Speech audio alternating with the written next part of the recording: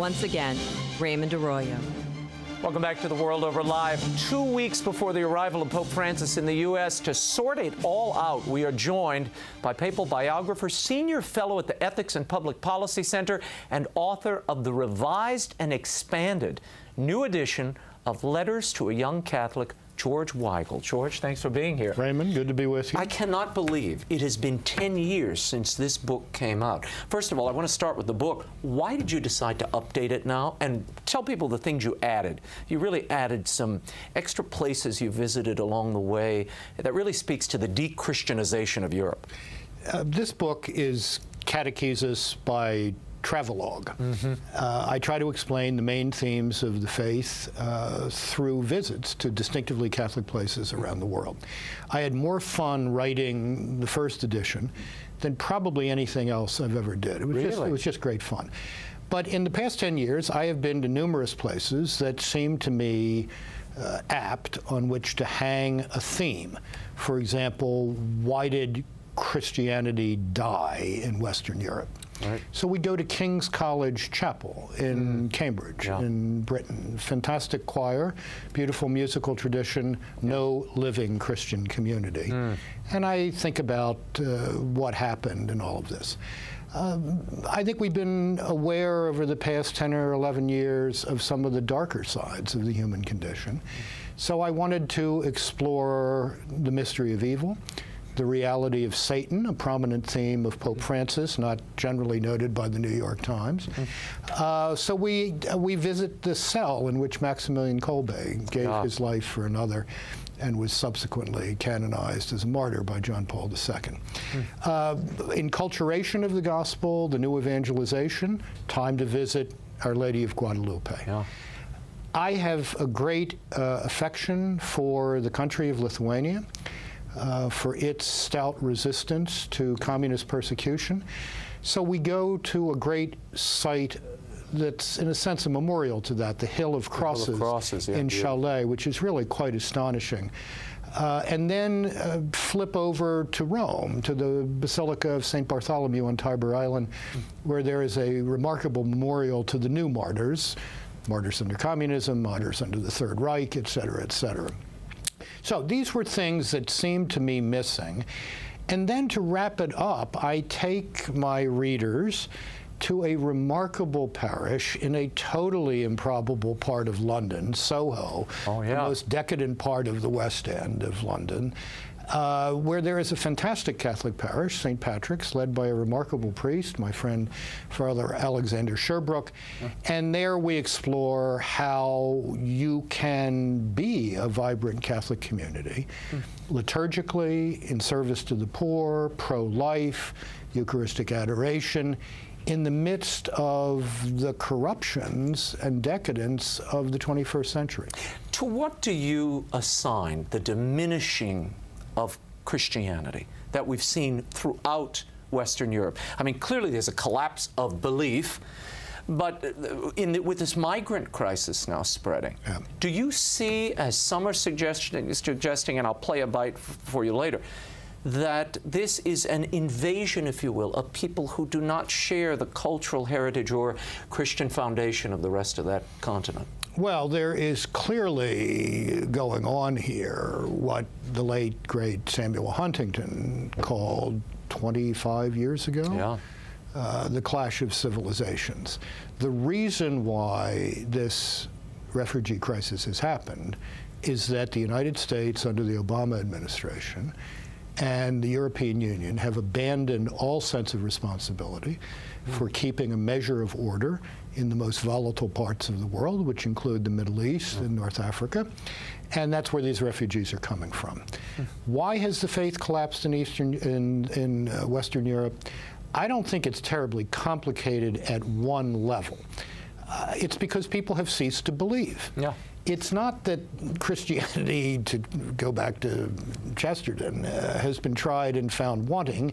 It's that he said it's been tried and found difficult. I would say it hasn't even been tried. There has been an enormous evangelical, pastoral, catechetical failure in Western Europe And that, to provide a link to something I think we're going to talk about later, is going to be one of the dramas of the Synod of 2015. Yeah. Because it's the leadership of those failed local churches who are pushing a certain agenda.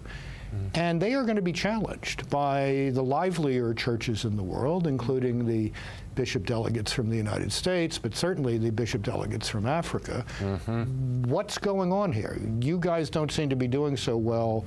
Why do you want us to imitate the pattern of Western Europe? Yeah, I want to play a bite for you. This is Jean-Claude Juncker. He is the president of the European Commission. He said this addressing the European Parliament this week. Listen. Migration has to be legalized. It's not sufficient to protest against illegal immigration. We have to organize legal ways to Europe. Can there be, at this point, George Weigel, can there be a legal way for this entire continent, for the entire EU? I don't see how it happens, given the divisiveness within the EU. But what I would say to Mr. Juncker, Raymond, is the only medium and long-term solution to this problem is at the supply end. It's not at the demand end. Until the West understands that what happens in the Middle East doesn't stay in the Middle East if you don't pay attention to the Middle East. The same applies to North Africa. Then order will not be maintained. People will become desperate, and I feel, as I'm sure you do, terribly sorry for these people trying to live under horrendous circumstances in Syria. But we have to come to grips with our responsibility for that. This is what happens when America takes a holiday from history, which Europe has been taking for many decades now. I want to show this to you. This is a full-screen graphic. Pope Francis last week called for all the local churches to open their doors and to accommodate a family of these refugees. There has been some pushback. Hungarian Bishop Laszlo Kisrigo had this to say. He said the Pope is wrong. They are not refugees. This is an invasion. They come here with cries of Allahu Akbar. They want to take over. Is there some legitimacy to what the bishop here is saying? I don't know the particular circumstances of these refugees in Hungary that led him to make that rather dramatic content. There certainly have been expressions of Islamist enthusiasms among some of these refugees. Europe is in a very weak position to defend its own cultural integrity when it has largely abandoned that in the post-World War II period. Does this make you think of Pope Benedict and your book, Cube and the Cathedral? I mean, Benedict's analysis of this decades ago. It's one of the reasons he opposed Turkey entering the EU, if I'm remembering correctly, right? That's right. I mean, my slightly more vulgar, far more vulgar than Pope Benedict way of saying this is, look, when Turkey changes the name back to Constantinople, we'll talk about EU. Well, we can talk about this, because then you will have people within a common civilizational orbit, which is a prerequisite for any form of serious political community. What Europe is confronting, and what we confront more and more in the United States, is you cannot have democratic politics, small d, without some common cultural, which essentially means moral, reference points that are in play. You can't just do this on procedures, elections, legislatures, whatever. It doesn't work. I've been talking to a number of people in these countries, in these European countries, struggling with processing these people. What they're telling me is back in Syria, back in Libya, they're going to the few churches that remain standing, and you have conversion lines, people trying to get baptismal certificates, because that becomes the fast pass to refugee status. This is a problem. James Clapper said this week he could see ISIS using this refugee crisis to import their fighters into the heart of Europe. Well, Raymond, let me just go back to the point I made a minute ago. As the Russian dissident, former world chess champion Garry Kasparov said in the Washington Post this morning in a brilliant op-ed piece, this is what happens when America decides that doing nothing is the right thing to do.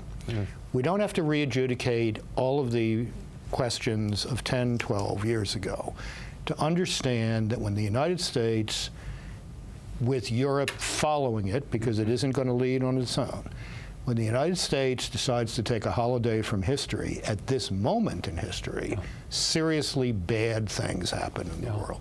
Let's fast forward to Pope Francis's visit here. Immigration will surely be a big part of the message. We can judge that just looking at the events planned. Sure. How full-throated and specific do you expect that immigration message to be, particularly to Congress here behind us? I think Pope Francis, first of all, is coming here as the universal pastor of the Catholic Church. He's not coming here as a public policy consultant. He's certainly not coming here as the chaplain to a group of Democrats in the House of Representatives who seem to want to recruit him into that role. He's coming here to meet the Catholic Church in the United States, to encourage us, and I think he knows that this is a church of immigrants over the past 200 and some years. I think he is wise enough and prudent enough not to let himself get whipsawed into a partisan position on a hotly debated issue in our public life. But I hope he will also, Raymond, call us to a more serious, less, if I may say, hysterical national conversation about not only the question of immigration, but many other questions on the public agenda. Because frankly, our politics is looking more and more like that ill-named thing, reality television. Reality television is unreality television. Exactly. And American politics are looking seriously unreal now. This is very worrisome. I spent July in Krakow, as you know I do every year, teaching there, and trying to explain to Poles who still look to the United States as the lodestar of the Western world, much less Ukrainians who wonder if we're ever going to take their plight seriously, that it's the silly season in the United States is not a pleasant task. I mean, I frankly felt embarrassed at numerous points in trying to explain some of the craziness. So if the Pope, in his winsome way, can call us to get a little more serious, a little more morally serious, that is entirely to the good. And if he shakes everybody up in the process, that's to the good too. What about the climate change agenda that is clearly on his bill of fare here? The UN speech is shaping up to be a full push toward the Paris Accord that he's hoping the world will sign on to limit carbon emissions. I think that will be central to the UN speech. I hope that's not all that's there. The UN is deeply involved in what Pope Francis called in the Philippines this past January, ideological colonization in the form of radical population control measures, and I hope he takes that on. What happens in Paris at the climate control summit in December, I think actually is going to have very little to do with what happens in the real world over the next 10 years. I am reasonably confident that China, India, and other growing third world economies, which are very dependent on fossil fuels and have lifted tens of millions of people out of poverty, hundreds of millions of people out of poverty in recent decades, are going to start violating whatever they sign before the ink is dry on the instrument of ratification. Now, it is important to underscore what I tried to say, somewhat unsuccessfully, at the time Laudato Si was, this is about us. This is about how human beings think about ourselves. If we think of the world as simply something to be plundered, we're going to start plundering people, not just and in some ways we're already there. And we're already there. So this is a call to a much more creative understanding of what we were instructed in the book of Genesis to be the stewards of creation. Now, are people going to try to spin this for all sorts of agendas? Absolutely. Obviously, and that will go on forever. But I hope the Holy Father has his game face on, and I hope he will, and I imagine he will, I think he will, and craft these remarks in such a way that his essential moral message, which is what he's there for, right, comes through loud and clear. Before I let you go, the Synod on the Family, Yep. this has been looked forward to for a long time. The stakes seem to be rising. We've got the annulment issue is essentially off the table at this point. Most of that controversy has been settled in these reforms. What will be discussed there, and are you confident that the voice of those cardinals will be allowed to escape the meeting room, given the rules of this synod, which are very peculiar at the moment, George? I think both the Instrumentum Laboris, so-called, the working document for the synod, and the procedures, which are really turning this into a kind of closed shop, Right. are both going to be challenged, perhaps on the first day of the synod, Monday, October 5th. I am quite confident that those who want the synod to lift up the Catholic understanding of marriage and the family as the answer to the crisis of marriage and the family in the world today are much better organized than they were a year ago. I am quite confident that the bishops of Africa, who have experienced that teaching as liberating, are coming, as one bishop put it to me, loaded for bear. I didn't know there were bear in Africa, but I take the image. They're not going to be treated as stepchildren, as some tried to treat them last year. So I think there's going to be some fireworks, but I think at the end of that, there is going to be a ringing affirmation of the gospel and the truths within the gospel about marriage and the family. And you don't think that this reform of the annulment process, as some canonists have suggested to me this week, that it undermines the doctrine or the stated doctrine of the indissolubility of marriage? No, I don't think that's true. Okay. George Weigel, we will be catching up with you in the days ahead. Thanks you so much. The revised and expanded new edition of George Weigel's spiritual classic, Letters to a Young Catholic, is available now at bookstores everywhere and online. Grab a copy. The new edition really is spectacular.